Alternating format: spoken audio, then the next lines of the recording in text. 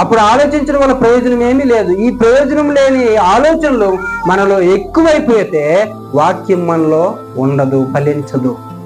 మంచి ఫలాలు ఫలించాలంటే మనం ఏం చేయాలంటే నీలో ముండ్ల తప్పులు ఎదగకుండా చూసుకో.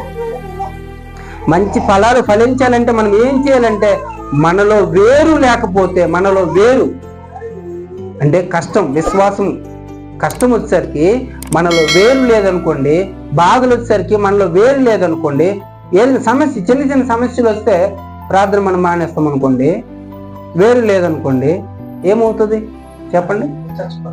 చచ్చిపోతామా లేదమ్మా? ఆత్మీయంగా చచ్చిపోతాం. ఆత్మీయంగా మనం బలైపోతాం, ఆత్మీయంగా మనం దిగజారిపోతాం. కారణం ఏంటంటే మనలో వేరు లేదు. అది చదువుకున్న కిందటి వారం మనలో ఏం లేదు, వేరు లోతుగా లేదు. ఏ మొక్క అయినా సంవత్సరాల పాటు, ఏ చెట్టు అయినా సంవత్సరాల పాటు ఉండిపోద్దంటే కారణం ఏంటి? వేరు లోతుగా ఉంటది.